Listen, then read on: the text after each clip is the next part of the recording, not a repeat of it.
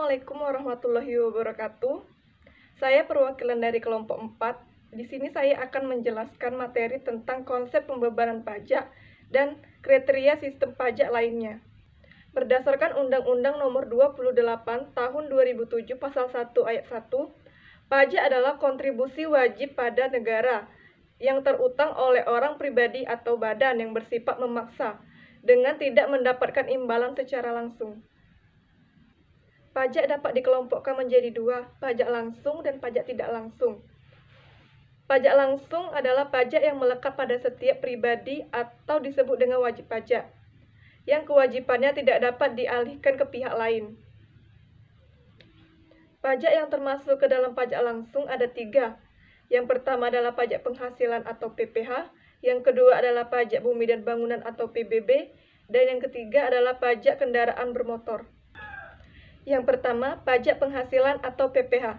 Pajak penghasilan adalah pajak yang dikenakan pada subjek atas penghasilan yang diterima. Yang kedua ada pajak bumi dan bangunan. Pajak bumi dan bangunan atau PBB kecilnya ditentukan oleh keadaan atau kondisi objek, yaitu tanah, bumi, dan bangunan. Yang ketiga, pajak kendaraan bermotor. Pajak kendaraan bermotor dikenakan atas kepemilikan kendaraan bermotor, baik roda 2 atau lebih. Selanjutnya ada pajak tidak langsung. Pajak tidak langsung adalah pajak yang bebannya dapat dialihkan atau digeser kepada pihak lain, atau pembayarannya dapat diwakilkan oleh pihak lain. Pajak yang termasuk ke dalam pajak tidak langsung ada tiga. Yang pertama, pajak pertambahan nilai atau PPN. Yang kedua, pajak bea masuk. Dan yang ketiga, pajak ekspor. Pajak pertambahan nilai atau PPN adalah pajak yang harus dikenakan pada setiap produksi atau distribusi.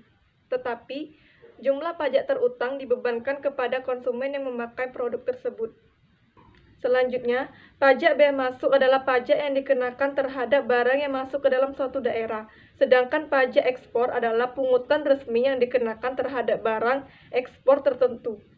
Dalam mengenakan pajak terhadap wajib pajak, institusi pemungutan pajak harus memperhatikan berbagai faktor terkait sumber penghasilan atau objek pajak dan penerima penghasilan atau subjek pajak. Berikut kami tampilkan asas pembebanan pajak.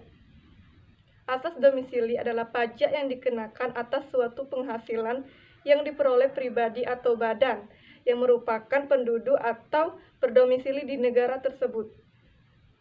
Selanjutnya ada asas sumber, yaitu pajak yang dikenakan apabila penghasilan yang diperoleh pribadi atau badan yang bersangkutan dari suatu negara. Selanjutnya ada asas kebangsaan, nasionalitas, dan kewarganegaraan. Pada asas ini, landasan pembebanan pajak didasarkan pada status kewarganegaraan pribadi atau badan yang memperoleh penghasilan tersebut. Asas pengenaan pajak di Indonesia. Indonesia pada dasarnya menganut sistem asas pengenaan pajak atas seluruh penghasilan, baik penghasilan dalam negeri maupun penghasilan luar negeri. Untuk penghasilan dalam negeri, pengenaan pajak didasarkan pada domisili, sedangkan bagi warga negara asing hanya dikenakan pada penghasilan yang diperoleh di negara Indonesia saja.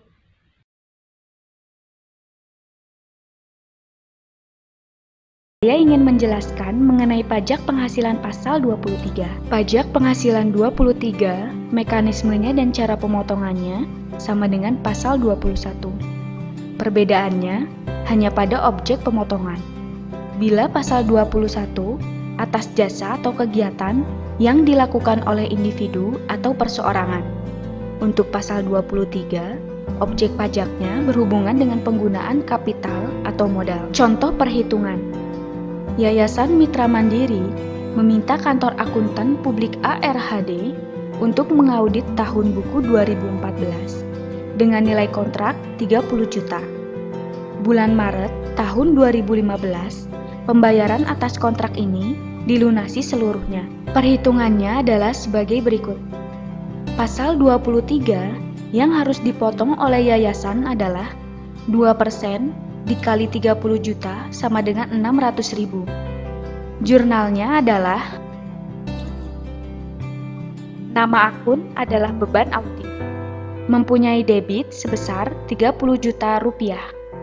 Nama akun adalah utang PPH pasal 23, mempunyai kredit sebesar 600.000 rupiah.